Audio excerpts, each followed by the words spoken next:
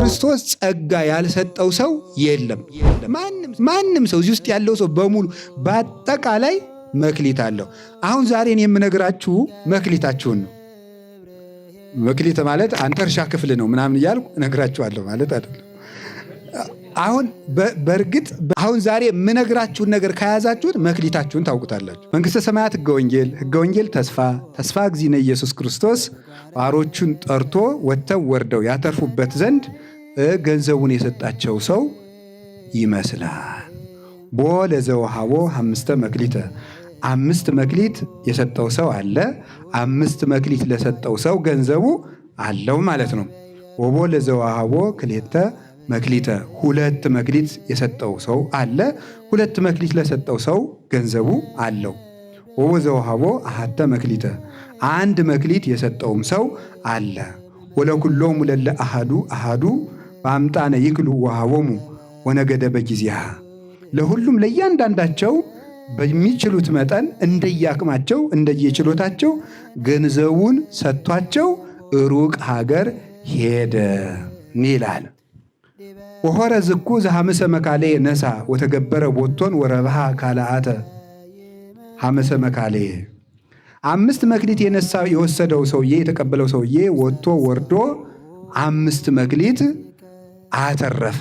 ወከማሁ ዛሃደሂ መካሌ ነሳ ዘክሌተሂ መካሌ ነሳ 2 መክሊት የወሰደው ሰው ወረብሃ ቦቶን ካልአተ ክሌተ መክሊተ እነሱም ደግሞ ወጥቶ ወርዶ ሌሎች 2 መክሊቱን አተረፈ። 2 መክሊት የወሰደው ሰው ወጥቶ ወርዶ ሌላ 2 መክሊቶችን አተረፈ።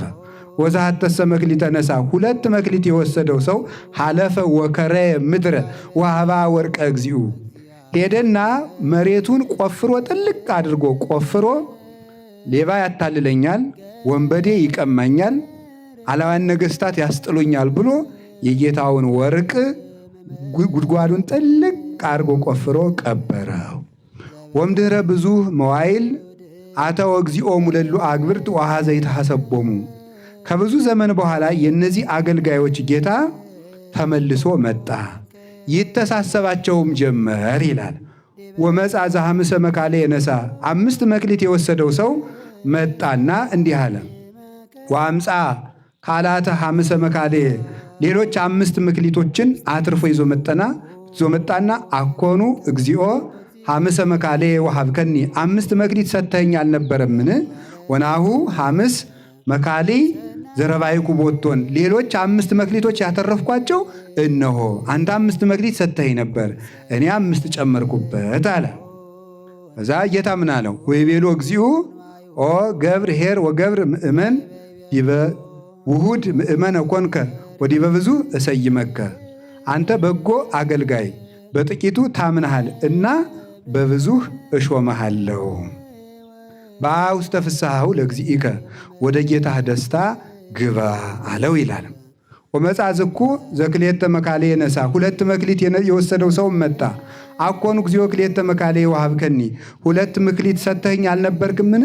ወናሁ ካልአት 5 መካሊ ዘረባይኩ ቦቶን እነሆ ያተረፍኩባቸው ሌሎች 2 መክሊቶች አሉ ብሎ 4 አስረከበ።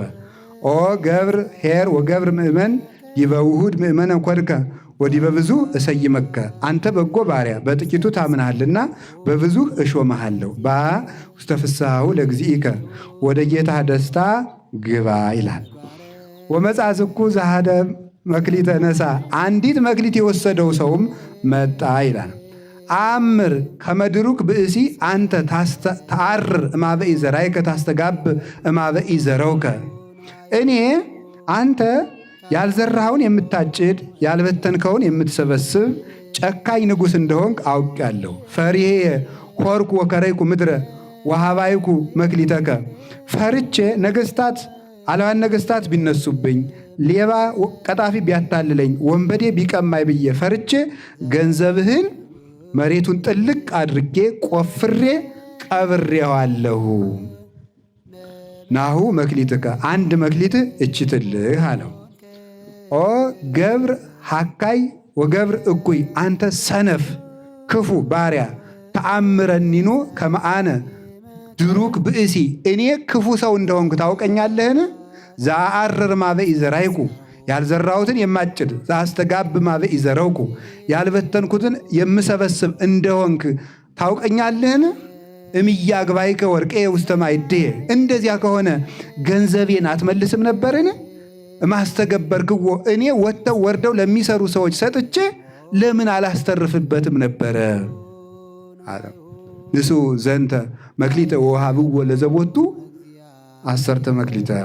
ይሄንን የዚህን ክፉ ባሪያ 1 መክሊት ወስዳችሁ 10 መክሊት ላለው ጨምሩለት። እስመ ለዘቦ ይሁብዎ ላለው ይጨመረዋልና ወለዘስ አልቦ መኒቦ ያሃይድዎ የሌለውን ግን ያኑ አንዱን ይወስዱበታል። ዋውፅእ ወለዝንቱ ገብር ሐካይ ውስተ ጸናፌ ጽልመት ሀባሃሎ ብካይ ወሐቀየ ስነን። ይህን ክፉ ባሪያ ወስደው ጽኑ ጨለማ ጥርስ ማፋጨት ወዳለበት ክፉ ስቃይ ወዳለበት ቦታ ጣሉት ይላል። ስለ ቃሉ የእግዚአብሔር ስሙ የተመሰገነ ይሁን። ይሄ ንባቡ ነው። እንግዲህ አሁን አንዴ እናንተ ትነግሩኛላችሁ እየጠየቅኳችሁ መንግሥተ ሰማያት ምን ትመስላለች?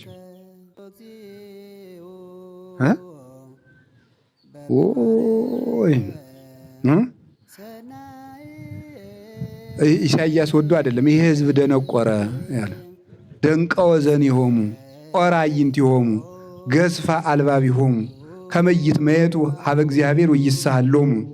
እግዚአብሔር ተመልሰው ይቅር እንዳይላቸው ይሄ ሕዝብ ጆሮ ደነቆረ፣ አይኑ ታወረ፣ ልቡ ደነደነ ብሏል። ስሙ እንጂ ጎበዝ። መንግሥተ ሰማያት ምን ትመስላለች? ሩቅ አገር የሚሄድ በሉ አንድ ጊዜ ባሮቹን ጠርቶ አትርፉበት ብሎ ምን የሰጠ ሰውን ትመስላለች? ገንዘቡን የሰጠ ሰው ትመስላለች ይላል። እሺ ስንት ባሮች አሉት ሰውየው? 3 ለአንዱ ስንት ሰጠው? ለአንዱ ስንት ሰጠው? አንድ ሰጠው። ለሁሉም እንደምላቸው ሰጣቸው፣ እንደየአቅማቸው ሰጣቸው። እሺ ሰውየው ተመልሶ መጣ። መቼ ነው የመጣው? ከብዙ ዘመን በኋላ። ምን አረጋቸው? መጥቶ ተሳሰባቸው። እሺ 5 የተቀበለው ስንት አተረፈ? 2 ያተረፈው 1 ያተረፈው 1። 5 የተሰጠው ሰውዬ 5 ሲያተርፍ ስንት ይኖረዋል? 2 ያተረፈው 2 ሲያተርፍ ስንት ይኖረዋል? 1 ያተረፈው ምን አደረገው? ቀበረው። እሺ 5 ያተረፈውን ምን አለው? ምን አላችሁ? በጥቂቱ አምነሃልና በብዙ ሾመሃለሁ። 2 ያተረፈውንስ በጥቂቱ አምነሃልና ከዛ መጨረሻ ላይ ምን አለው? ወደ ጌታህ ደስታ ግባ። ያኛው ምን አለው? የዚያኛው ደግሞ ምንድን ነው የተባለው? አንድ አትርፍ ያለው ምክንያቱም ቢጠፋብህ ብዬ እችኑ ጠብቄ አምጥቼልሃለሁ ሲል ምንድን ነው ያለው? ገብረ ሐካይ ብሎ ምንድን ነው ያለው? ለምን ምን ባረክ ነበር ያለው? ገንዘቤን ወደ ሳጥኑ በመለስከው ለሌላ ሰጥቼ ስራ አሰራበት ነበር ይላል። ስለ ቃሉ በድጋሚ እግዚአብሔር ስሙ የተመሰገነ ይሁን። እሺ ትርጉሙን ነግሬያችሁ ትምህርቱ ባጭሩ ያልቃል። ረጅም ሰዓትም አንወስድም። በእውነት እግዚአብሔር ባወቀ። ሩቅ አገር የሚሄደው ሰው ማን ነው? ክርስቶስ ነው። ሩቅ አገር የሚሄደው ሰው ክርስቶስ ነው። ሩቅ አገር የተባለ ሰማይ ነው። ወደ ሰማይ ያረገው እርገቱ ነው። ሩቅ አገር የሚሄድ ሰው ያለ ገንዘብ መስጠቱ የሀብትና የጸጋ ባለቤት መሆኑን ያጠይቅለታል። ጠርቶ ሰጣ። እሱ ጠርቶ የሰጠው ገንዘብ መስጠቱ እሱ አሳየ ሕይወት መዝገበ ረድኤት መጻላ ደህኖ ይላል ቅዱስ ያሬድ።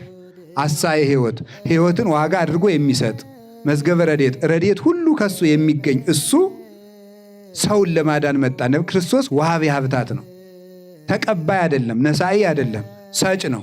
ለዚህ ነው ቃል ሥጋ ኮነ ወሐደረ ላዕሌነ ወሪነ ስብሐቲሁ ከመ ስብሐተ አሐዱ ወልድ ዋሕድ ለአቡሁ ዘምሉ ጸጋ ወጽድቀ ያለው። ጸጋና ክብርን ሞገስን የተሞላ ነው ይለዋል የዮሐንስ ወንጌል ምዕራፍ 1 ላይ ጸጋና ክብርን የተሞላ ነው ማለት ጌትነት፣ ክብር፣ ሀብት፣ ጸጋ ገንዘቡ ነው። እንደ ነቢያት እንደ ሐዋርያት ለምኖ የሚቀበል አይደለም። የሀብት ባለቤት ነው እሱ። ኢሳይያስም ሲናገር ዘስልጣኑ ዲበ መትከፍቱ ያለው ትንቢተ ኢሳይያስ ምዕራፍ 9 ቁጥር 6 ላይ አለቅነት በጫንቃው ላይ ይሆናል ያለ ጌትነት፣ ኃይል፣ ስልጣን ገንዘቡ ነው ማለት ነው። አንድ ሰው ከሌላ ጫንቃ ማለት የራስ ነው። ትከሻ የራስ ኃይል ነው። ኃይል ገንዘቡ ነው። ኃይል በትከሻው ነው ማለት የራሱ ነው። አይለምንም፣ ከአብ አይለምንም፣ ከመንፈስ ቅዱስ አይለምንም። ራሱ የባህሪ አምላክ ነው ማለት ነው። እንግዲህ ጌታችን መድኃኒታችን ኢየሱስ ክርስቶስ ሀብት በመስጠቱ አምላክ መሆኑን ከምናስረዳበት መካከል አንዱ ነው። ቅዱስ ቄርሎስ ደጋግሞ ክርስቶስ አምላክ አይደለም አምላክ ነኝ ብሎ መቼ አስተማረ የሚሉ መናፍቃንን መልስ ሲሰጣቸው ደጋግሞ የሚነግራቸው ክርስቶስ ሀብት እንዴት ሊሰጥ ቻለ? ቤተ ክርስቲያንንስ እንዴት ሊመሰርታት ቻለ? ቤተ ክርስቲያንስ የእግዚአብሔር ናት ወይስ የፍጡር ናት? የእግዚአብሔር ናት። ክርስቶስ የቤተ ክርስቲያን አምላክ ከሆነ እንግዲያው ቤተ ክርስቲያን የእግዚአብሔር ስለሆነች ምን አለ? ክርስቶስ እግዚአብሔር ነው። ክርስቶስ እንዴት ክህነት ሊሰጥ ቻለ? እንዴት ስልጣን ሊሰጥ ቻለ? እንዴት በአጋንንት ላይ ስልጣን ሊሰጥ ቻለ? እንዴት ሙት አንሱ ብሎ ስልጣን ሊሰጥ ቻለ? እንዴት ድውይ ፈውሱ ብሎ ስልጣን ሊሰጥ ቻለ? እንዴት ኃጢአትን የመስራትና የማሰርና የመፍታትን ስልጣን ሊሰጥ ቻለ? ይሄንን ነቢያት አላደረጉት፣ ሐዋርያት። ማንም ሰው ኃጢአትን የመስራትና የማሰርና የመፍታት ስልጣን ሊሰጥ አይችልም። እንግዲያው ክርስቶስ ሀብት ነው።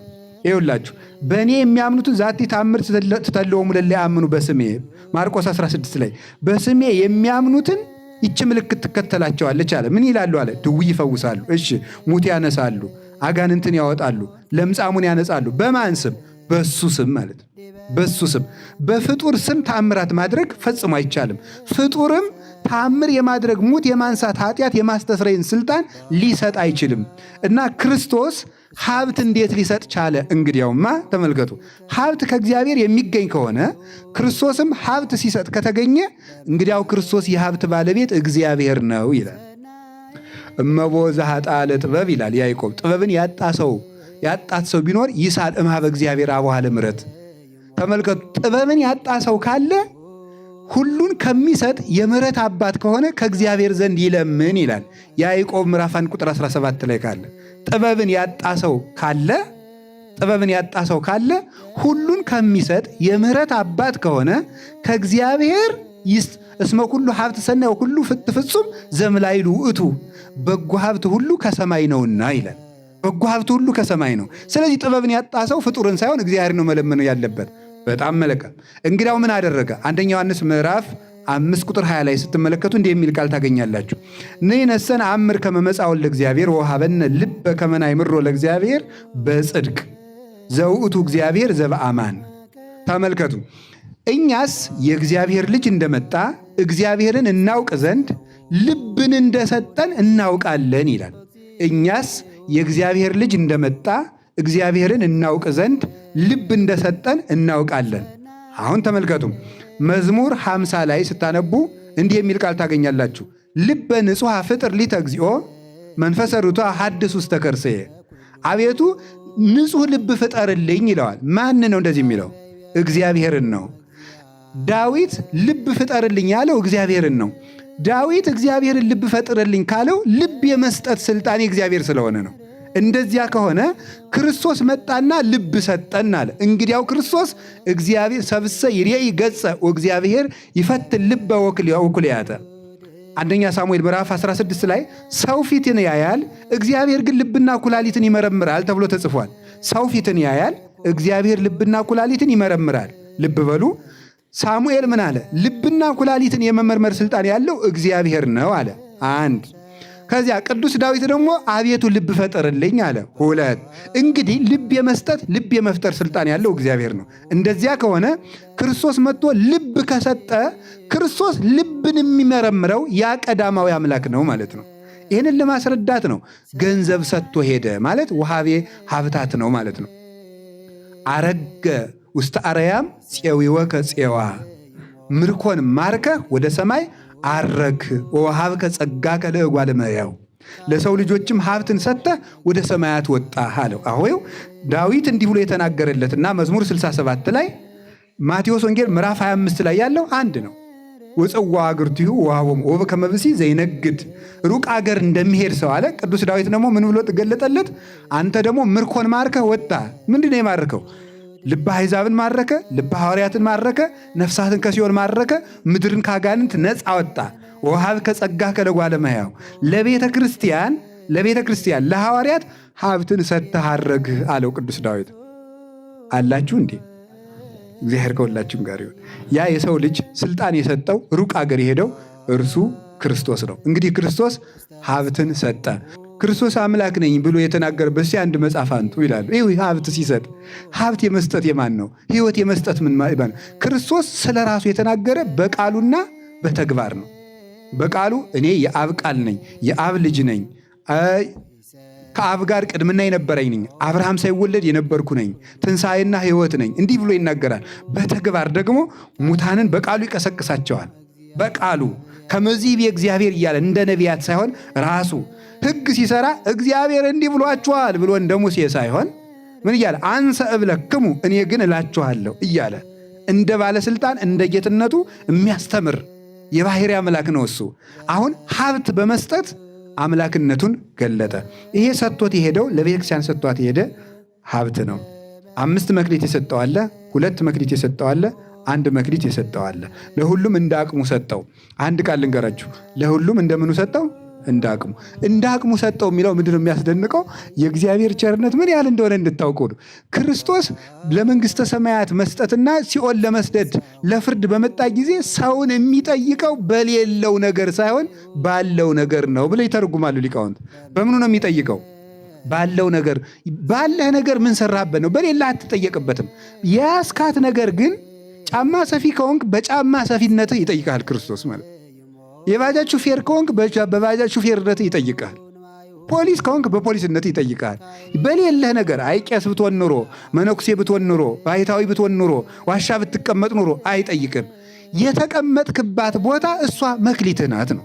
ሱቅ የምትሸጥ ከሆነ እሱ መድኃኒት የት ካለ መድኃኒቱን ቾኩን ቀርሰ ክኒን አድርገህ ካልሸጥክበት፣ ቅቤ የሚሸጥ ነው ሰው ሙዝ ካልቀላቀለበት፣ እያንዳንዷን ነገር በስፍር አባይ ሚዛን በእግዚአብሔር ዘንድ አስጸያፊ ነው ይላል ሰሎሞን። በተቀመጥክባት ቦታ ሰፍሮ መንግሥተ ሰማያትን ይሰጣቸዋል። ይሄ ያስፈራል ወይስ ደስ ያሰኛል? ደስ ያሰኛል እንጂ። በአቅማችን መንግሥተ ሰማያትን ለክቶ የሚሰጥ ደግ አምላክ መሐሪ እሱ ነው። እንደ አቅማችን እንጦንስን እንዳቅሙ፣ እኔንም እንዳቅሙ፣ ገብረ ሥላሴንም እንዳቅሙ፣ ወለተ ሥላሴንም እንዳቅሙ፣ ማንንም እንዳቅሙ ነው ክርስቶስ። ያለ አቅሙ ያልዘራውን አያጭድም። እንዲሁም ያልዘራውን ካጨደም ሌላ ነው የሚያጭደው። እሱን እነግራችኋለሁ። ክርስቶስ ያልዘራውን አያጭድም። ያለ አቅማችን አይጠይም። በአቅምህ ግን ይጠይቀሃል። አቅማችን ግን ተጠቅመነዋል ወይ ነው። አንድ ይሄን ያዙ። ሁለተኛ ለሁሉም እንደ አቅሙ ሰጠው ማለት ምን ማለት ነው? መክሊት የሌለው ሰው የለም ማለት ነው። ይህን ማወቅ አለባቸው። መክሊት የሌለው ሰው የለም። መክሊት ማለት ሀብት ጸጋ ነው። ለጊዜው ገንዘብ ነው። መክሊት የሚባለው 600 ዲናር የሚዘረዘር ነው። ምናልባት ወደ 1575 ሸክል ወይም ሰቅል ሊዘረዘር ይችላል። በእስራኤል ብር አንድ መክሊት ወደ 42.5 ኪሎ ግራም ሊመዝን ይችላል። በሚዛን ሲመዘን ማለት ነው። እንደዚህ አይነት ገንዘብ ነው። የገንዘብ ሚዛን ነው። ትልቅ የሚመዝን መክሊት ነው። ወርቁን ወቄት ደግሞ አንድ መክሊት 1700 ወቄት ወርቅ ሊሆን ይችላል። ወቄት እንግዲህ እንደዚህ ነው መለኪያው። ወቄት ይሄ ነው አይደል? አታውቁም? ወቄት የከተማ ሰው ብዙ አይገባውም። ገጠር ግን እኔ ገጠር ስላደኩ ይገባኛል። እናቶቻችን አንድ ወቄት አሻቦ አበድርኝ ይላሉ። አንዱ እስከምትገዛ ቅዳሜ ገበያ እስከሚመጣ በዚህ ሙሉ ማለት ነው። አንድ ቁንጥር አሻቦ ተዋውሰው ጫውን ነው አሻቦ የሚለው። ይችን ተበድረው ነው የሚኖሩ እናቶቻችን። ዛሬ ችግር ነው በጣም። አፍረትም የለም። ድሮ ድህነት አያሳፍር ምን የለ በቃ እንደዚህ ነው የሚኖሩት ተደጋግፎ። ስለዚህ እንዲህ ያለ መክሊት ማለት ገንዘብ ነው። ክርስቶስ ጸጋ ያልሰጠው ሰው የለም። ማንም ሰው እዚህ ውስጥ ያለው ሰው በሙሉ በአጠቃላይ መክሊት አለው። አሁን ዛሬን የምነግራችሁ መክሊታችሁን ነው። መክሊት ማለት አንተ እርሻ ክፍል ነው ምናምን እያልኩ እነግራችኋለሁ ማለት አይደለም። አሁን በእርግጥ ማለት በእውነት ነው። አሁን ዛሬ የምነግራችሁን ነገር ከያዛችሁት መክሊታችሁን ታውቁታላችሁ፣ ትሰራላችሁ። እዚህ ላይ ስትሰሩ መክሊታችሁ ራሱ ይመጣል ማለት ነው። አሁን የምነግራችሁ ነገር ላይ ስትሰሩ መክሊታችሁ ያን ጊዜ ራሱ ይወጣል። ከቃሉ ጋር ናችሁ። እግዚአብሔር ከሁላችን ጋር ይሁን። ስንት መክሊት የሰጠው አለ? በሉ እንጂ 5 መክሊት የሰጠው አለ። 5 መክሊት ምንድን ነው? 5ቱ የሙሴ መጻሕፍት። እስኪ በሉ ምን አላችሁኝ? የሙሴ መጽሐፍ። እሺ ለእናንተ እኩል ተሰጥተዋል አልተሰጡም? እነዚህ በሉ ንገሩኝ እንጂ ተሰጥተዋል። ለእኔ ብቻ ነው አሁን 5ቱ? እነዚህ ማለት ኦሪት ዘፍጥረት፣ ዘጸአት፣ ዘሌዋውያን፣ ዘሁልቁና ዘዳግም። እነዚህ ለእናንተ ጭምር አልተሰጡም? ሂደ በ150 ብር ይህን መጽሐፍ ቅዱስ መግዛት አትችልም? ስለዚህ 5 መክሊት የሰጠው ማን ነው? 5 መክሊት የሰጠው በሉ እንጂ እስቲ 5 መክሊት ያለው ያውጣ። አሁን አውጡ 5 መክሊት ያለው እንዴ! ሌሎቻችሁስ አታምኑም እንዴ በሙሴ መጽሐፍ? አዎ። ስለዚህ 5 መክሊት አላችሁ ማለት ነው። 5 መክሊት የሰጠው አለ። 5 መክሊት ምንድን ነው? በሉ ንገሩ እንጂ 5 ገንዘብ ምን ያደርጋል? ያከብራል፣ ያለብሳል፣ ጤና ይሰጣል፣ ሀብት ይሰጣል። ትታከምበታለህ፣ ቢርብ ትበላለህ፣ ብትራቁ ትለብስበታለህ፣ ከብረህበት ትኖራለህ። ገንዘብ። ኦሪት ምን ታደርገ? ለማዕቀብ ከኦሪተከ ትበል ከራሜከ ኦሪትን ብትጠብቃት ድልብ የድልብ ታበላሃለች። ወይ ሰፍፍ ማይበብተ ወይንከ ውስተ ማይድከ የወይን ዘለላ በማይድ ሞልቶ ይኖራል ይተርፋል።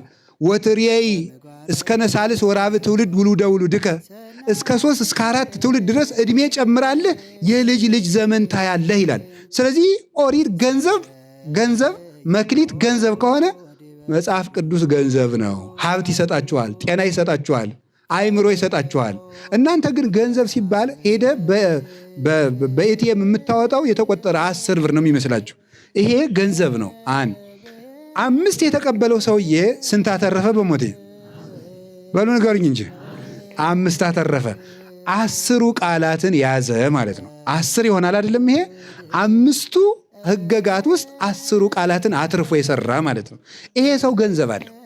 ሀብት እንዲኖራችሁ ጤና እንዲኖራችሁ ከፈልጋችሁ 10ሩ ቃላትን መጠበቅ። ኢታምልክ ባዕድ አምላክ ዘእንበሌ፣ እኔ በቀር ሌላ አምላክ አታምልክ፣ በሐሰት አትመስክር፣ ሰንበትን አክብር፣ የባልንጀራህን ገንዘብ አትመኝ፣ ወደ ባልንጀራ ሚስት አትሂድ፣ የእግዚአብሔር የአምላክህን ስም በከንቱ አትጥራ። እነዚህን ቆጥራችሁ ጽፋችሁ ስሯቸው። እነዚህን ስትጠብቋቸው ሀብት ከቤታችሁ ደጅ አንኳኩቶ ይመጣል። እነዚህ ገንዘቦች ናቸው። 10 መክሊት ያተረፈ አለ። ከቃሉ ጋር ናችሁ? እሺ 2 መክሊት የተሰጠው አለ። ስንት መክሊት? 2 መክሊት።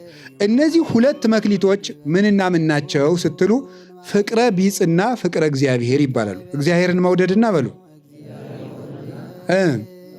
ሰውን መውደድ። እነዚህ 2 መክሊቶች ናቸው። እግዚአብሔርን መውደድ፣ ሰውን መውደድ። እግዚአብሔርን መውደድ ከራስ በላይ፣ ሰውን መውደድ እንደ ራስ። ሰውን መውደድ እንደማን? እንደ ራስ። ሰውን ስትወደው እንደ ራስህ። አጭር ነገር ነው። በቃ ሰውን መውደድ ቀመሩ ከጠፋችሁ አጭር ነው። እንደ ራስ ማለት ለራስ የምትፈልገውን ለባልንጀራ ምን አንበል ነው። አንተ እንዲያደርጉብህ የምትፈልገውን ለባልንጀራ አንተ እንዲያደርጉብህ የማትፈልገውን ለባልንጀራ ምን አትበል ነው። እንዲያደርጉልህ የምትፈልገውን። በጣም ጥሩ። እኔ አሁን ልንገራችሁ። እናንተ ሰረቃችሁኝ አይበለውና የሆነ ነገር ሰረቃችሁ ደግሞ ደበደባችሁኝ። በቃ ይህንን አድርጋችሁ ሌላ ቀን ስትመጡ ምንም ችግር የለም ብላችሁ አትወዱኝም? ትወዱኛላችሁ። እንዴት ያለ ይቅር ባይ ሰውዬ ነው ትላላችሁ። ያን ሁሉ አርጌው እኮ ተወልኝ ትላላችሁ። አንተ ይሄንን ለዚህ አድርገው ነው። ለማን? አንተ ብዙ ነገር አድርገህ ሰው ሲተውልህ ደስ ይለህ የለ? እሱን አድርገው ለባልንጀራህ ነው። ብዙ ያደረገህን ሰውዬ ምን በልለት ነው? ተውለት። አንተ ሲተውልህ ደስ እያለ መስሎኝ። አንተ ደስ ካለ ለዚያ ሰውዬም ደግሞ ተውለት። ይሄንን ነው። ይሄ ሰውን መውደድ። ሲራክም ይላል የምታየውን ሰው ጠልተህ የማታየውን እግዚአብሔርን እወደዋለሁ ብትል አንተ ሐሰተኛ ነህ። ሰው የእግዚአብሔር መልክ ስለሆነ ማለት ነው። የእግዚአብሔር መልክ ነው። ሰውን የሚወድ ሰው እግዚአብሔርን ይወዳል። ሰውን የሚጠላ ሰው እግዚአብሔርን ይጠላል። ስለዚህ ተመልከቱ። ወበእላ ክሌቲ ኤው ይሄ ስንት ጣት ነው? ይሄኛው እጅስ 5 ስንት ይመጣል? 10። በጣም ጥሩ። አሁን ይሄንን እጄን እዚህ ላይ በሰይፍ ብትቆርጡት 5ቱ ጣቶች ምን ይሆናሉ? ምን ይሆናሉ? በሉ እንጂ። እሺ ግራ እጄን ደግሞ በሰይፍ ቁረጡት 5ቱ ምን ይላሉ? አሁን ልብ በሉ እንግዲህ ልብ በሉ። ወበእላ ክሌቲ ትእዛዛት ተሰቅላ ኦሪት ወነቢያት 5 ጣት በቀኝ እጄ 5 ጣት በግራ እጄ ሁለት 10 ያዙ። እንደዚህ አንጠልጥለው 5ቱ ናቸው እንደዚህ አድርገው ያዙት። ሁለቱ 5 ይዘዋል። አንዱ 5 ሁለቱ ስንት ይዘዋል? 10 ይዘዋል። ሰውን መውደድ ስንቱን ይይዛል? 5ቱን። እግዚአብሔርን መውደድ ስንቱን ይይዛል? 5ቱን ይይዛል ማለት ነው። ሁለቱን ስትጥሳቸው ምኑን ታጣለህ? 10ሩን ታጣለህ ማለት ነው። እግዚአብሔርን የማትወደው ከሆነ 5ቱን ታጠዋለህ። ሰውን ስትጠላ 5ቱን ታጣለህ። እዚያ ምን ትሆናለህ? ጉንድሽ ቆማጣ ማለት ነው። ፍቅረ እግዚአብሔርና ፍቅረ ሰብ ፍቅረ ቢጽ የጎደለው ሰው ቆራጣ ነው ማለት ይሄ ነው ማለት ነው። ይሄንን እንደ እጅ አደረገና ተሰቅለ ኦሪት ወነቢያት በእነዚህ በሁለቱ ኦሪት ፍቅረ ቢጽና ፍቅረ እግዚአብሔር ክንድ አደረጋቸው ብርታት የሚሰጡ ኦሪትም ነቢያትም ጸንተው የሚኖሩ እግዚአብሔርን በመውደድና ሰውን በመውደድ ነው። እና ሁለቱ ናቸው። በነገራችሁ ላይ ሰው ከኃጢአት ለመዳን ጽድቅን ለመስራት ብቸኛው ምርጫ ምን እንደሆነ ታውቃላችሁ? እግዚአብሔርን መውደድ። እግዚአብሔርን መውደድ። እንዴት ነው እግዚአብሔርን መውደድ የሚሆነው? እሺ ገበሬውን የሚቆፍረው ምንድን ነው? ይቆፍራል፣ ያርማል፣ ይደክማል። ለምን? እንጀራ ስለሚወድ ነው። ለምትወደው ነገር ዋጋ ትከፍላለህ። ዝናብ ትመታለህ፣ ፀሐይ ይመታሃል። ዝናብ እየመታ ትሸከማለህ፣ ፀሐይ እየመታ ትሸከማለህ። ጭዱን ይሸከማል። አሁን በመጋቢት ፀሐይ እየመታው ገበሬው እኛ ቤት ቁጭ ብለን እየዋል። ለምን? ለሚወደው ነገር ነው። ለምትወደው ነገር ዋጋ ትከፍላለህ። ልክ እግዚአብሔርን የምትወዱት ከሆነ ለእግዚአብሔር ምን ማለት ነው? ዋጋ መክፈል። ለምሳሌ ሌሊት እግዚአብሔርን ተነስቶ ማመስገን፣ ዳዊት መድገም አንድ ነገር ነው። ተኝተ ማደር ሌላ ነገር ነው። የምትወደው ከሆነ የእንቅልፍ ዋጋ ለእግዚአብሔር ትከፍላለህ ማለት ነው። እግዚአብሔርን ማገልገል፣ እግዚአብሔርን ማመን ማለት የሚወዱት ነገርና እግዚአብሔር ለምርጫ ሲቀርቡ የምንወደውን ነገር ትተን እግዚአብሔርን መምረጥ መቻል ማለት ነው። ክርስትና ማለት የመምረጥ ብቃት ያለው ሰው ነው። ክርስቲያን ማለት መምረጥ የሚችል ይሄን ትቶ ይሄን የሚጸየፍ የሚያጸየፈውን ትቶ እግዚአብሔርን መምረጥ። በየቀኑ ውሸትና እውነት፣ ሐሰትና እውነት፣ ሌብነትና ምጽዋት፣ ዝሙትና ንጽህና፣ ጉቦ መብላትና ቅን መፍረድ፣ ዘረኝነትና አንድነት በየደቂቃው በየፌርማታው ለምርጫ ይቀርቡልሃል። የመምረጥ አቅም ያንተ ነው። በየሴንቲሜትሩ እነዚህ ምርጫዎች ይቀርባሉ። ሂዱ ተንቅሳው፣ ዝም ብለህ ባህር ዳር ዝም ብለህ በአስፓልቱ ዝም ብላችሁ በእግራችሁ ተራመዱ። ጥቂት ሜትሮች እንደተራመዳችሁ ኃጢአትና ጽድቅ ፊት ለፊት ይመጣሉ። እዩዋቸው፣ ፊት ለፊት ቆመው ይታያቸዋል። እግዚአብሔርን መርጠህ ካለፍክ አንተ እግዚአብሔርን ወደኋል ማለት ነው። እግዚአብሔርን መውደድ 2 መክሊት። ይሄ ሰው ስንት ያተርፋል? በሞቴ ንገሩኝ። በ2 ያለው ስንት ነው የሚያተርፈው?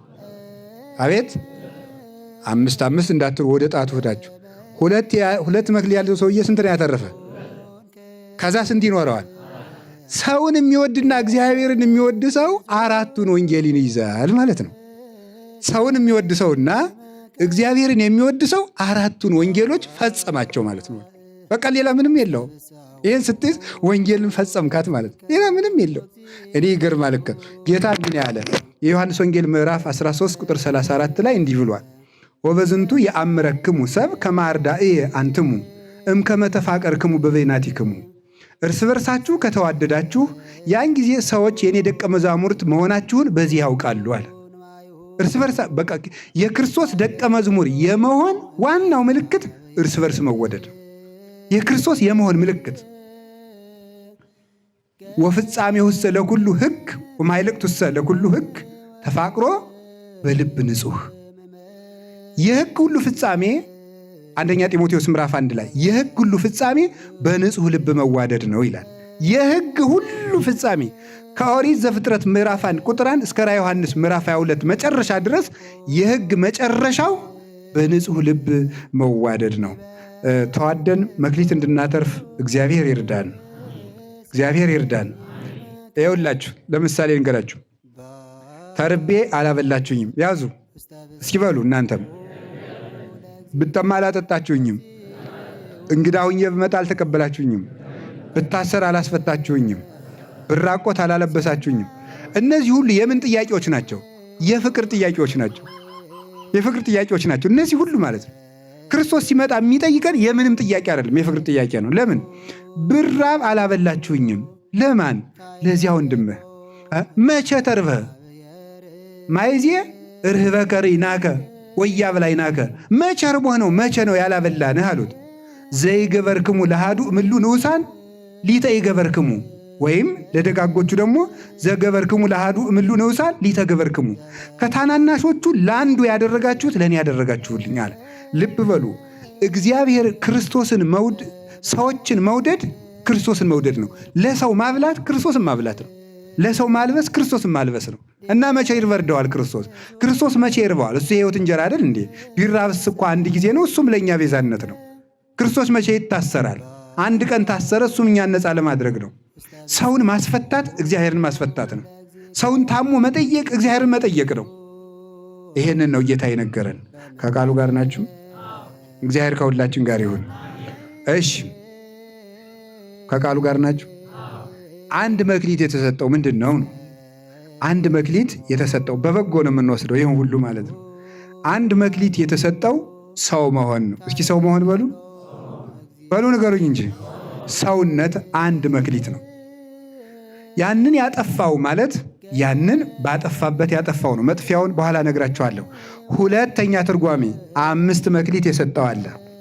5 መክሊት የሰጠው አለ። ልብ ብላችሁ ስሙ። 5 መክሊት የሰጠው አሉ። 5 መክሊት የተሰጠው ጳጳስ ነው። 5 መክሊት የተሰጠው ጳጳስ ነው። ጳጳስ 5 መክሊቶች አሉት። ዲቁና አለው፣ ቅስና አለው። አይቅርታ አንድ ዘልያለሁ። ክርስቲያንነት አንድ አለው። ምእመንነት። ጳጳስ ምእመን ነው አይደለም? ምእመን እኮ እናንተ ቀላል ስም መስሏችኋል።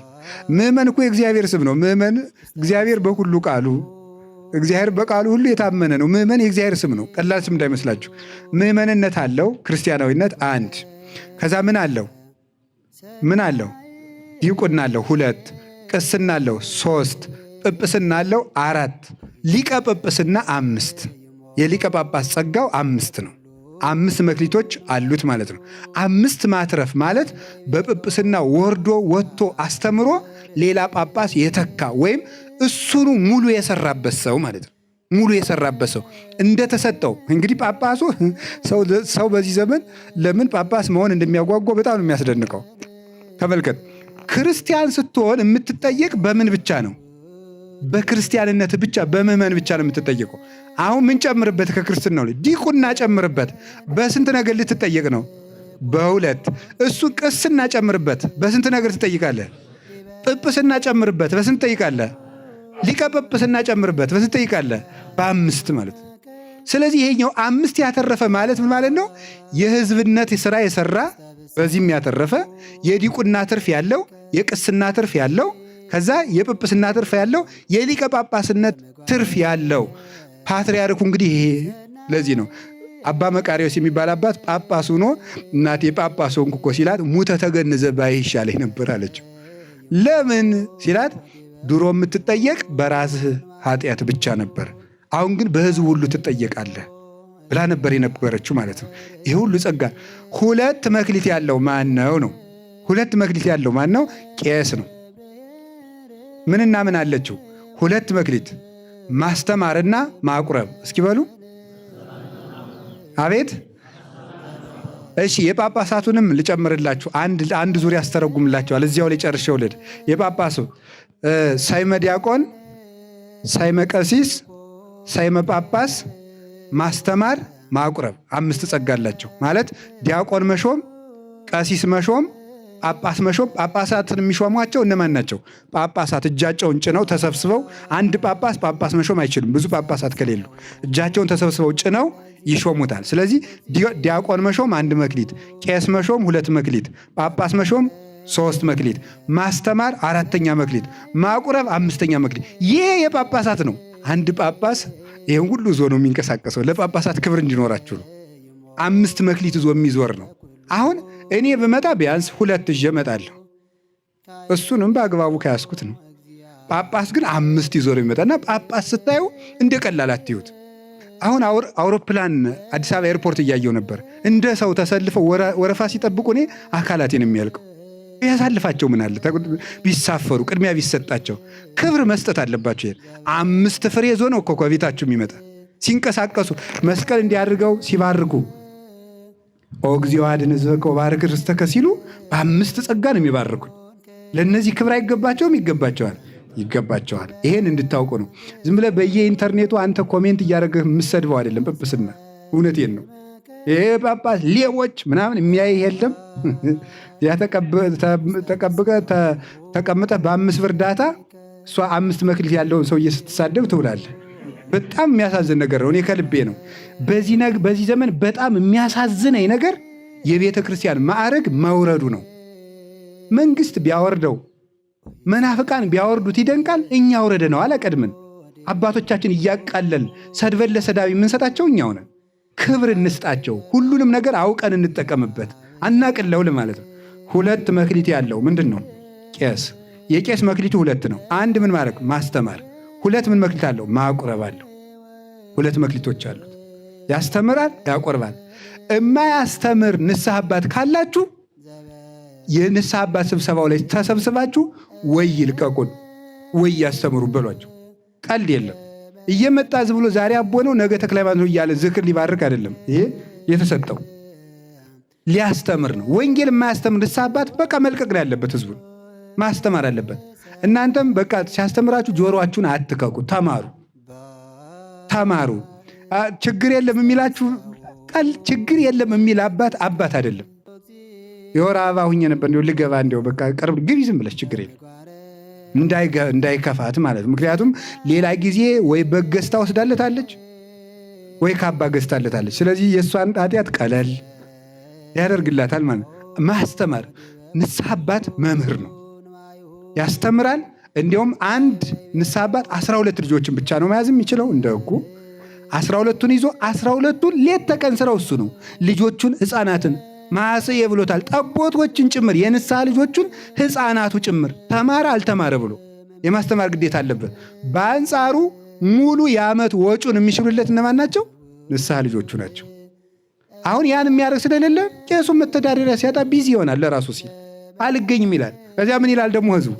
አይኔ አባቴ ብዙ ደስ አይሉኝም ሲሆን ደውለው መፈለግ ነበረባቸው። ካልሆነ እኮ ደውዬም አላገኛቸው ይላል። እንዳንተ እኮ መተዳደሪያ ይፈልጋል፣ ይቸግረዋል። ወዲህ ይቀድሳል፣ ወዲህ የሰው ብሶት ይሰማል። ሰው ጎበስ የአንዲት ሚስቱን አመል መስማት አቅቶት ሰልችታው እንዴ የ50 ንስሐ ልጅ አመል መስማት እንዴት ያለ ችግር ነው እንዴ! የአንድ ሚስቱን ዝንዝ እኮ ይከብዳል። እየመጣቻች ባሌ እንዲህ ብሎኝ የልደት ቀን የለ ሰርፕራይዝ ሳያደርገኝ ቀረ እንዲህ ያለች መከራ እየተነዛነዙ ይህም ሁሉ ንዝንዝ እየሰማ እንዴት አድርጎ ይችላል? ልብ ያናውዛል እኮ። እንደዚህ አይነት ነገሮችን 50 ሰው 60 ሰው 100 200 ሲያኮርፍበት እንዴት ይቻላል? እንዲያስተምሩ መደገፍ እና መማር። ንስሐ አባቶቻችሁ ከቤት ሲመጡ 2 የመጽሐፍ ቅዱስ ቃል ካልነገሯችሁ ማድረግ ያለባችሁ ወሬ አታውሯቸው፣ ፖለቲካ አትወሩ። ንስሐ አባቶቻችሁ ጋር ከንስሐ አባቶቻችሁ ጋር ቀልድ አትቀልዱ። ንስሐ አባታችሁን ይዛችሁ መሸታ ቤት አትጋብዙ። ማድረግ ያለባችሁ ምንድን ነው? እዚያው የሚጠጣ ቤታቸው ገብስ ጠምቃ ሚስታቸው እንድታጠጣቸው ገብሷን መግዛት። አትጋብዙ ንስሐ አባታችሁን። እኔ የምነግራችሁ ነው። ጨዋታ አትግጠሙ፣ ቀልድ አትግጠሙ። ሰው አብሮ የተጫወተው ነገር ይቀልበታልና ነገ እናንተን ለመምከር ይሸማቀቃል። ያረባ ቃላትን ሲጫወት ስለለመደ ማለት ነው። ስለዚህ እንደምታረ ቤታችሁ ሲመጡ አባታችን 2 ቃል ያስተምሩን፣ 2 ቃል በሉ። ከዚያ እሱም ነገ ከንስሐ ልጆቹ ቤት ሲሄድ ደህና ዋላችሁ ብቻ ለማለት አይሄድም።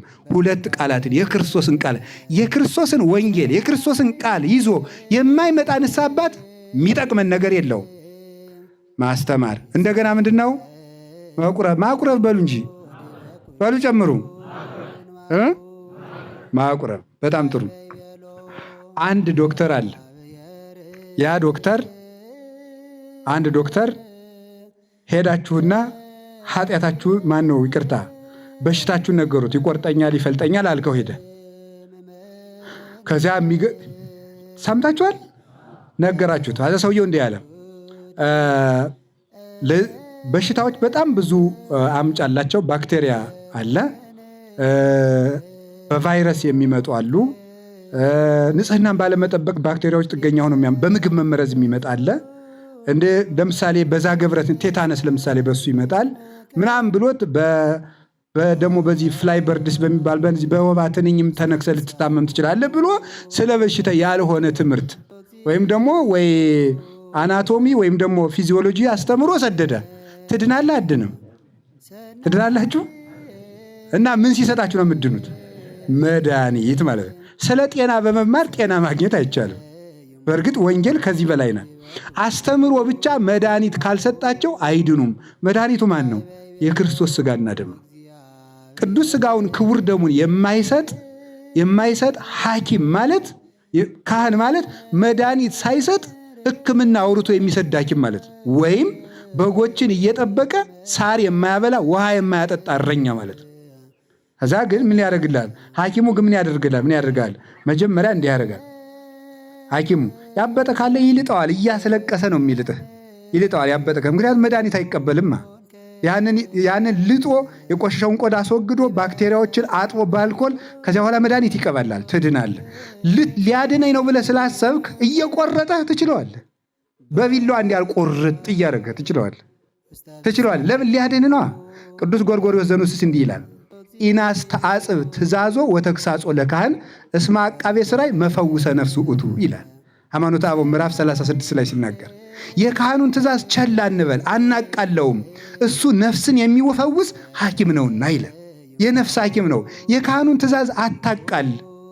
ይህንን ንስሐ ግባ፣ ይህንን አድርግ፣ አሁን እንደዚህ ስላችሁ እኔ በቃ ካህናት እንድትታዘዙ እኛ እንድትታዘዙ አንተ ታዘዝከኝ ያልታዘዝከኝ የምትጨምርልኝ ነገር የለም። ጌታ የሚፈርድብኝ በራሴ ስራ ነው። እናንተ ለእኛ እንድትገዙልን ተብሎ የሚሰጥ ትምህርት የለም። እንድትድኑ ብዬ ነው ይህን የምነግራቸው። ስለዚህ ሐኪም ሲቆርጥ ዝም እያለው፣ ካህናት ግን ቃላቱ ተጠንቅቆ አይዟችሁ ምዕመናን እንዲሁ እኮ ይገርማል እኮ የቀበሌ መዝጋቢ እንዴት እንደሚያመናጭቅ እኮ ታውቃለህ። ወገብ እየተቆመጠ ነው የምጠበቀ። እሺ መታወቂያ እንዲታደስ የዛሬ 3 ወር ነው። እሺ ምን ታመጣለህ? የቤተ ክርስቲያን ሲሆን ግን እኛ ግን ተጠንቅቀን እናንተ ለምንን በቃ እንዲሁ ችግር የለም ምናምን ተብሎ ተታላችሁ ቃል ተመርጦላችሁ ምንድን ነው ያህል የምናስታምማችሁ? ስለዚህ ካህኑን መታገስ አለባችሁ። ቢሰድባችሁ፣ ቢገስጻችሁ፣ ቀኖና ቢያበዛባችሁ እንደ ትእዛዙና እንደ ቃሉ ማደር አለባችሁ። በምክረ ካህን ሌው ኩሉኬ ዘይሰም ዘንተ ቃለ ነገሬ ወይ ገብሮ ይመስል ብእሴ ጠቢበ ዘሐነጸ ቤቶ በዲበ ኮኩ ዘንሙ ዝናማት ወውህዝ ዋይስት ወነፉ ነፋሳት ወገፍእ ወለውቱ ቤት ወይወድቀ እስመ በዲበ ኮኩ ተሳረረ። ይሄን ቃሌን ሰምቶ የሚያደርገው ሰው አለ ቤቱን በዓለት ላይ የሰራ ይመስላል። ዝናብ ዘነመ፣ ጎርፍ ጎረፈ፣ ነፋስ ነፈሰ፣ ይሄን ቤት ገፋው፣ አልወደቀም፣ በዓለት ላይ ተመስርቷልና አለወት ያለው ጴጥሮስን ነው። ጴጥሮስ ማለት ካህን ነው። በዓለት ላይ ተመስርቷልና አልወደቅም ማለት በንስሐ አባቱ ምክር የሚመራ ሰው አይወድቅም ማለት ነው። የካህኑን ምክር ከሰማ አትወድቅም። ካህን ማለት የክርስቶስ እጅ ነው። ከዛ በሱ እጅ ሥጋው ደሙን ይሰጥሃል፣ በሱ እጅ ድነት ይሰጥሃል፣ በሱ እጅ መንግሥተ ሰማያትን ይሰጥሃል። ቁልፉን የያዘው ካህን ነው። ክህነት ጠልቶ ድነት የለም። ስለዚህ ሥጋው ደሙን ለመቀበል ቀኖና አለመሰቀቅ፣ ስትናዘዙ አለመሰቀቅ። ስትናዘዙ አንድ የማይረባ ምሳሌ ልመስል ነው። የማይረባ ምሳሌ ለሐኪም የተከበረ ሰው እንዲሁ የተከበሩ አቶ ገሌ፣ የተከበሩ ወይዘሮ ገሊታ የምትባለው ሰውነቱ ወይም ሰውነቷ ስቃይ ውስጥ ከሆነ ሙሉ አካሉን ገልጦ ለሐኪም ይሰጣል። አንተም ሙሉ ገመናህን አውጥተህ መናዘዝ አለብህ። ለካህን ስትናዘዙ አትፍሩ። ዛሬውኑ ሂዳችሁ መናዘዝ አላችሁ የላችሁም? አላችሁ። አንድ የተሰጠው ዲያቆን ይባላል። አንድ መክሊት የተሰጠው ዲያቆን ናት። የዲያቆን ጸጋው ተልእኮ ትባላለች። መላላክ ማለት መላላክ የሕዝቡን ወደ ማን? ወደ ካህኑ፣ የካህኑን ወደ ሕዝቡ ይላላካል ማለት ተላላኪ ነው። ዲያቆን ያችኑ ቀበራት ማለት ትዕቢት ናት።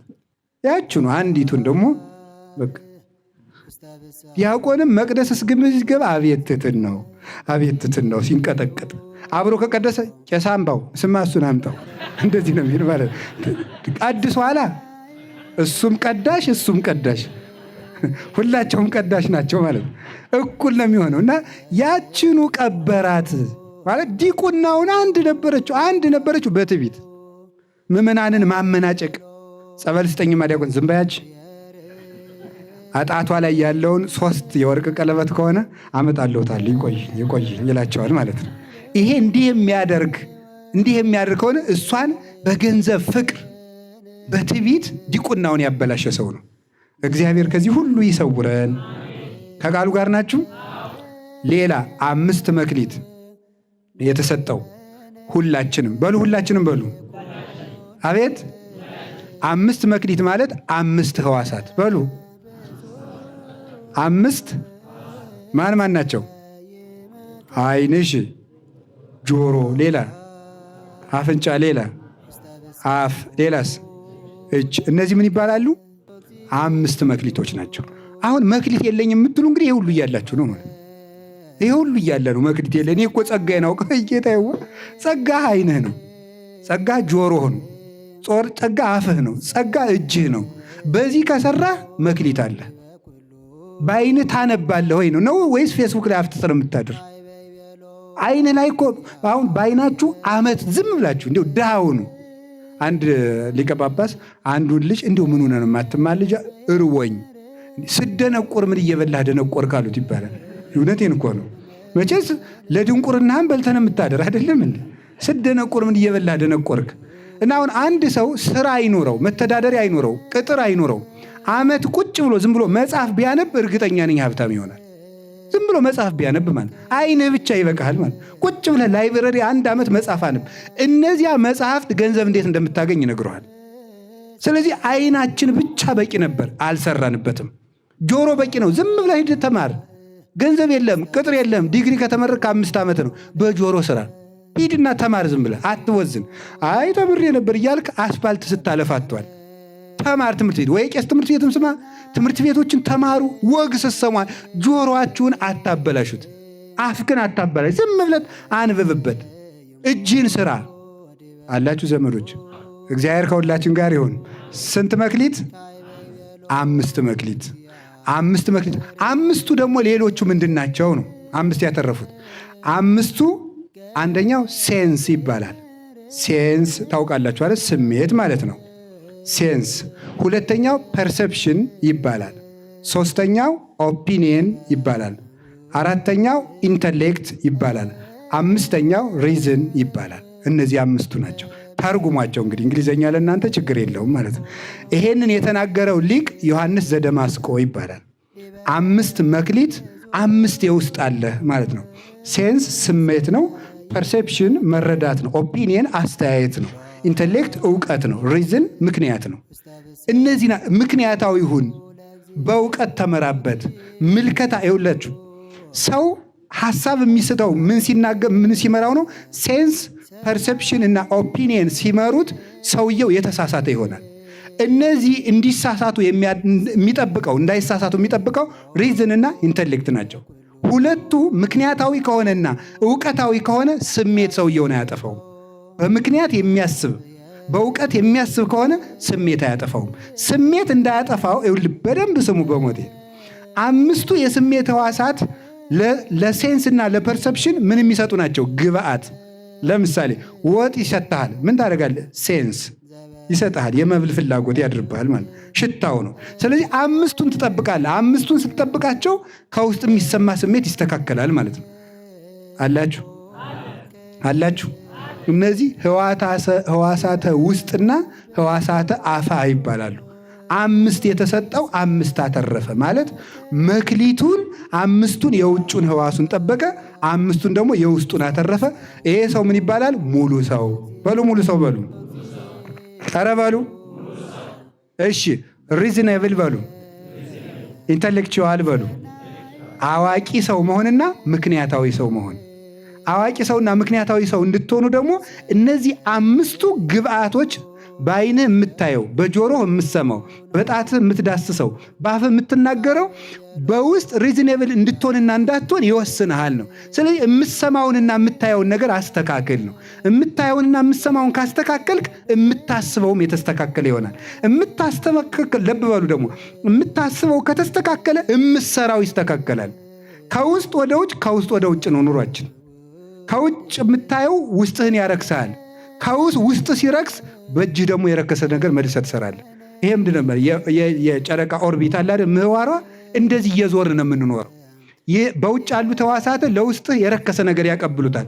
ውስጥ ሲረክስ ደግሞ በውጭ ደግሞ የግድህን የረከሰ ነገር ትሰራለህ። እንደዚያ እንዳይሆን ውጩ የተቀደሰ ነገር የሚሰማ ከሆነ ውስጡ ይቀደሳል። ውስጡ ሲቀደስ ደግሞ እጆቹ መልካም ፍሬን ያፈራሉ። የፍሬ ሰው ይበለን። እሺ ሌላ ላጠቃለው። 2 የተሰጠው ነፍስና ሥጋ የተሰጠው ነው። አልተሰጣችሁም? አልተሰጣችሁም ወይ? አልተሰጣችሁም? እሺ እንደገና ደግሞ 1 የተሰጠው በቅድሙ ይወርዳል፣ ሰውነት። አሁንም ሰውነት ነው የሚሆነው። እሺ እየጨረስኩ ነው። አንዱን አወራረድ ልንገርታችሁ። 5 የተሰጠው አሚን፣ እምነት፣ ተስፋ፣ ምሕረት፣ ትዕግስት፣ ደስታ። እነዚህ 5 መክሊቶች ይባላሉ። ምን ናቸው? 5 ምን ናቸው? እምነት፣ ተስፋ፣ ምሕረት፣ ትዕግስትና ምንድን ናቸው? ሰላም ወይም ይቅርታ፣ ደስታ። እነዚህ 5 ናቸው። እነዚህን በትክክል ተጠቀሙባቸው። ርኅሩህ ሁን፣ እመን፣ ተስፋ ይኑርህ፣ ትዕግስት ይኑርህ፣ ባገኘው ነገር ደስተኛ ሁን። እነዚህ ነገሮች ነፍስና ሥጋህን ያተርፋሉ። ውሏችሁና ቀናችሁን የሚያሳምሩ በየቀኑ 5ቱን ጽፋችሁ ተመሩባቸው። ዛሬ ትዕግስተኛው እያለሁ ወይ? በደስታ ውያለሁ ወይ? አምኜው እያለሁ ወይ? በተስፋ ነው ወይ የዋልኩት? የረራዬ ሥራ በዛሬው ቀን ሰርቻለሁ ወይ ጨክኜ ነው የዋልኩት? እንደዚህ ስትሉ ሰውነት ይኖራቸዋል። ሰውነት ካላችሁ ሰው የማይችለው ነገር የለም። በእግዚአብሔር አምኖ በትክክል ግን ሰውነታችንን በ5ቱ መክሊቶች መስራት ነው። ቅድም ባልኳችሁ በ5ቱ የሙሴ መጻሕፍት፣ በ4ቱ ወንጌል፣ በአጭሩ ደግሞ ምን ላይ ተረጉሙታል አባቶቻችን? 5 መክሊት የሙሴ፣ 2 መክሊት ብሉይና ሐዲስ፣ 1 መክሊት የጸናቸው አንድ ሃይማኖት ላይ ተረጉማሉ። ይሄን እንተውና እሺ 5 መክሊት እነዚህ 2 መክሊት ደግሞ አላችሁ። እሺ ተስፋና እምነት ናቸው። 2 መክሊት ተስፋና እምነት ናቸው። ተስፋና እምነት ያለው ሰው ነው። 1 መክሊት ማለት እምነት ብቻ ያለው ሰው ማለት ነው።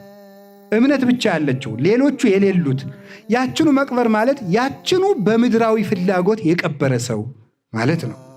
ሌላ 5 መክሊት ጥምቀት 1፣ ተአምኖ ኃጣው 2።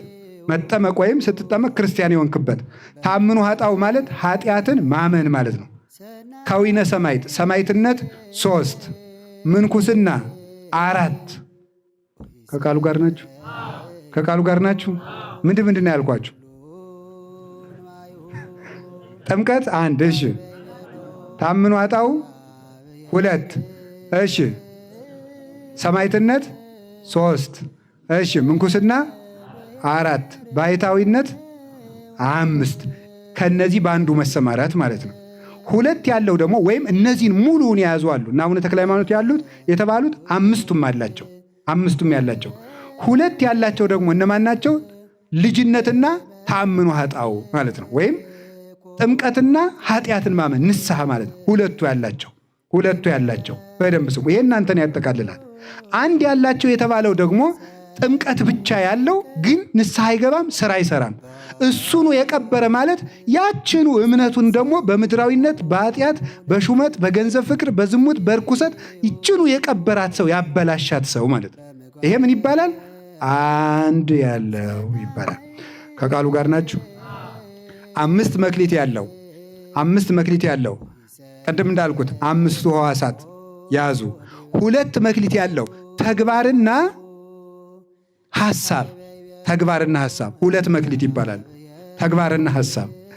1 መክሊት ያለው የሚባለው ደግሞ ሐሳብ ብቻ ያለው ማለት ነው። ሐሳብ ብቻ ያለው ዝም ብሎ ያስባል። እቆርባለሁ ብሎ ያስባል። እታረቃለሁ ብሎ ያስባል። ጸሎተኛ ሆናለሁ ብሎ ያስባል። የሆነ ጊዜ ሀብታም ሆናለሁ ብሎ ያስባል። አይሰራም። 1 መክሊት ያችኑ እንደያዘ ምንም ሳይሰራ አፈር በላው ማለት ነው። 1 ያለው ተቀበረ የተባለው ይሄ ነው። 1 መክሊት ነበረችው፣ ሐሳብ ብቻ ነው ያለው። በጎ ያስባል ግን ምንም አይሰራም። ይሄ በአፈር ወይም ደግሞ በምድራዊነት ተይዞ የጠፋ ማለት ነው። ከቃሉ ጋር ናችሁ? እግዚአብሔር ከሁላችን ጋር ይሁን። እንግዲህ ይህን ሁሉ ያደረሰው በጥቂቱ መታመን በብዙ ተሹመዋል። በጥቂቱ መታመን የተባለው ከቃሉ ጋር ናችሁ? በጥቂቱ መታመን የተባለው ጥቂት የተባለ 1 ዕድሜ ነው። 2 ይህ ዓለም ነው። 3 እያንዳንዳችን የያዝነው መልካም ነገር ነው። እሱ በጥቂት መታመን ይባላል። ዕድሜ ጥቂት ነው። ለምሳሌ የሰው ዕድሜው ቢበዛ 80 ነው።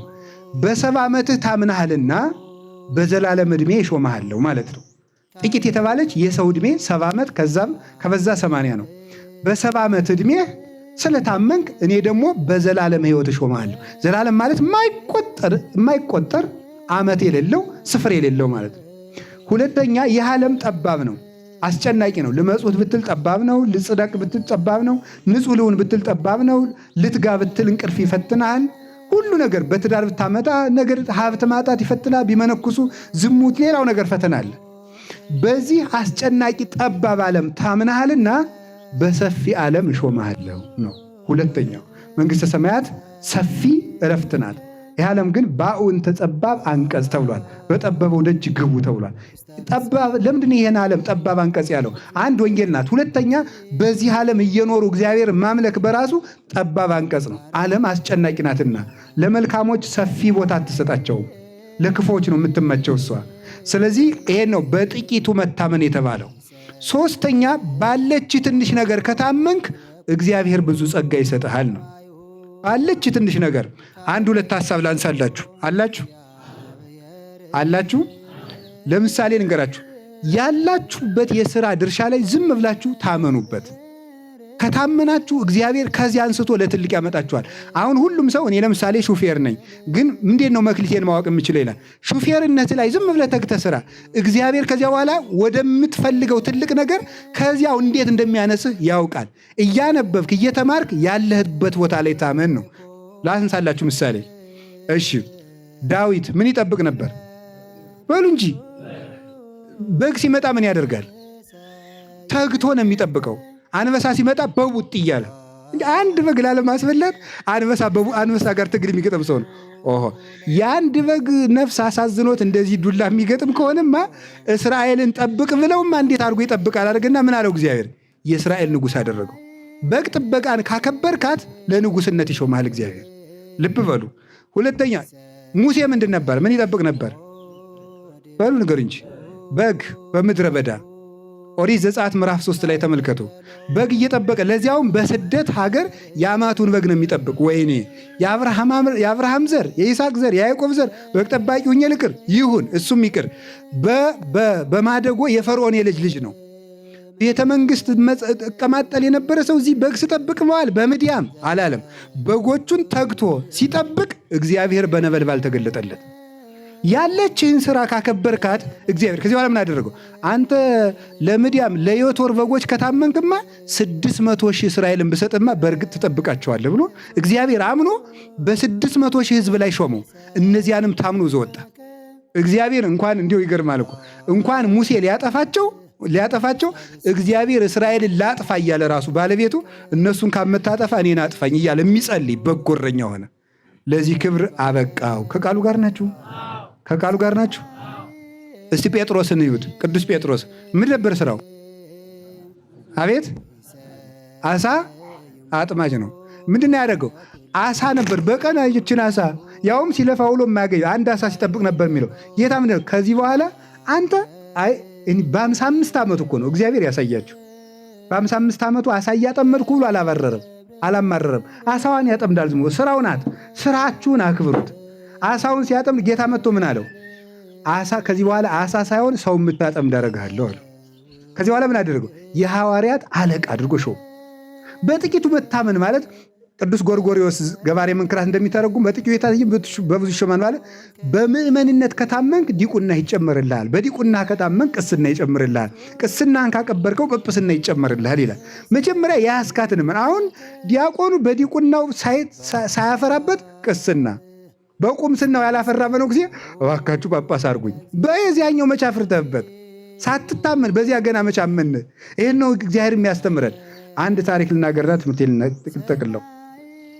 ከቃሉ ጋር ናችሁ? አንድ ሰው ነበረ፣ ጳጳስ ነው። አትናቴዎስ ዘአንጾኪያ ይባላል። እና በዘመኑ የነበሩት አንጾኪያ የነበሩት ሰዎች ጳጳሳቸው ይሞታል።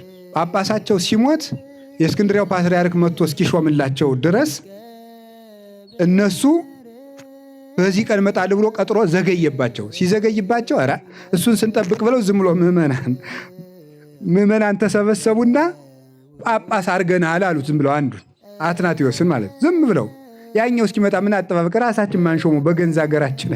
ዛሬ እኮ ህዝብ የሚሾመው ጳጳስ ነው የሚበጠብጠን። ህዝብ የሚሾመው ጳጳስ አይረባም። ማንም የምትሾም መሾም ያለባት ቤተ ክርስቲያን ናት። እናንተ ናችሁ እኮ ሰውን ሁሉ የሌለውን ጸጋ እውነት ነው መሰል እንዲል ያደረጋችሁት። መነኩሴው ሁሉ አንዲቱ ትሄድና አባ አቤት በህልሜ ይመስለኛል ከረጅም ተራራ ላይ ቆመው ይመስለኛል። እሺ እንደገና የብርሃን መስቀል የያዙ ይመስለኛል። እሺ ኋላ ክንፍ ያወጡ ይመስለኛል። እሺ ኋላ በላይ ላይ አልፈው ሄዱ እና በህልሜ የናዩት ይሄ ነገር ጸጋልኝ እንዲህ ይላል። እዚህ ኋላ ሲያሰግድ ይውላል ማለት ነው። እናንተ እኮ ናችሁ መነኩሴውን ሁሉ ሳያስበው ያላሰበውን ክብር ሁሉ እንደበቃ የምታስመስሉት ማለት እያቀበጣችሁ። እኔ እንደውም አንድ ጊዜ አንድ ቄስ አሉ ስዊድን የሚኖሩና አስተምሬ ስጨርሽ ይሄ ኩታራ ነው ጉልበቱን እንዳስሙት አሉ። እውነታቸውን ነው። እንደዚህ የሚል ሰው ነው የሚያስፈልገን። አንዳንድ ሰው ያለመጠኑ ክብር ስንሰጠው መጨረሻ ላይ ይበላሽብናል። በእውነቱ ማለት የሀገራችን ገበሬ እኮ ሊቅ እኮ ነው። ምንን ካላልኩት ገብቼ ምን ልበል ይላል፣ ልፈትፍት ይላል ካላሉት ብሎ የሚናገረው ለዚህ ነው። ግን በሉ አላልኩም። እንደዚህ ከቃሉ ጋር ናችሁ። እግዚአብሔር ከሁላችን ጋር ይሁን እና ተሰብስበው ሾሙት። እሱ ሊሾም ሲመጣ ያኛው በተቀጠረበት ሰው ሲሾመ ይቺ ሀገር እንዴት አለች? ጳጳሳቸው ሙቶ እና አሁን እንዴት ሆነዋል? እራሳቸው ሾመው አለ። አውግዞት ዙሮ ቤቱን መጥቶ አወገዘህ እኮ አሉ። የሚገርመው ግን ያ ሰውዬ ቅን ነበረ። ህዝቡ አስገድደው ነው የሾሙት እና ቅን ስለነበረ አውግዞኝ ሄዳው። እንግዲያ ሰውየው ቅስና ነበረው፣ ጥሩ ካህን ነው፣ መነኩሴ ነው። መጣና ከዚህኛው ፓትርያርክ ቤት መጣ። ምን ሆነ መጣ? የእርስዎ ቤት ጠራጊ ሁኜ ቃለ እግዚአብሔር ልማር ብዬ አንድ ምእመን ነኝ አለው። ምእመን ሆኖ ቤት እየጠረገ በልጠረግ አለው። ታማኝ አገልጋኝ ሆነ። አንተስ ድንግልና አለኸው አለ። አንተስ ዲቁና ልስጥህ አለው። ኧረ አይገባኝም። ፊት እኮ ጳጳስ አድርገው ሾመውታል። ሲያወግዘው ጊዜ መጣና ይህን ኃጢአቴን ማስተስር ያለብኝ ብሎ መጥቶ ሎሌን ነገባ። ለአንተስ ዲቁና ይገባሃል አለው። ኧረ አባቴ አይገባኝም። ይገባሃል አይገባኝም፣ ይገባሃል አይገባኝም። ኋላ 2 ጊዜ መሾም ኃጢአት ስለሆነ ነገር እንግዲያስ አጉል ነው ብሎ በነውር ተይዞብኝ ነው እንጂ ዲቁና አሳለኝ አለው። ተከልክዬ ነው እንዳትቀድስ ተብዬ ነው እንጂ የሆነ አባት ከልክለው ነው እንጂ ዲቁና አለኝ። በል ዲያቆን ሆኖ አገልግል። በዲቁናው እጅግ በጣም ታማኝ ዲያቆን ሆኖ አገለገለ። ሲያገለግል ሲኖር አንተ ቅስና ይገባሃል አለው። ኧረ አባቴ አይገባኝም፣ እንዲህ አንተ ይሾማ ግንቢ የምትለኝ ከሆነ እኔ አወግዝሃለሁ አለው። ድሮስ ምን ብሎ መጡ። እንደዚያ ሲለው ምን አለ? አባቴ በነውር ተይዞብኝ ነው እንጂ ቅስና አለኝ አለው። በል ግባና አገልግል አለው። ሲያገለግል ጵጵስና ልሹምህ አለው። አይገባኝም፣ ይገባሃል አይገባኝ። ሲጣሉ እኔ እኮ አትናቴዎስ ነኝ፣ ያወገዙኝ አትናቴዎስ ነኝ አለ። ነው አዎ ፓትርያርኩ እኔ ሳልሆን አንተ ነህ እንዲህ ያለ ስራ የሰራ ብለው በበቅሎ ጭነው እሳቸው ገመድ እየጎተቱ ስም በበቅሎ ወስደው ሀገረ ስብከቱ አስገቡት። በጥቂቱ መታመን በሎሌነቱ ሲታመን በምን አረጉት? ዲያቆን። በዲቁናው ሲታመን ምን ሆነ? ቄስ። በቅስናው ሲታመን ምን ሆነ? ጳጳስ ሆነ ማለት ለፕትርክና በቁት። ያላችሁበት የቤት ሰራተኛ ብትሆን፣ ሎሌ ብትሆን፣ ዘበኛ ብትሆን፣ ጽዳት ሰራተኛ ብትሆን ያላችሁበትን ቦታ በታማኝነት ያዙት። ያን ከያዛችሁ እግዚአብሔር ለክብር ያበቃችኋል።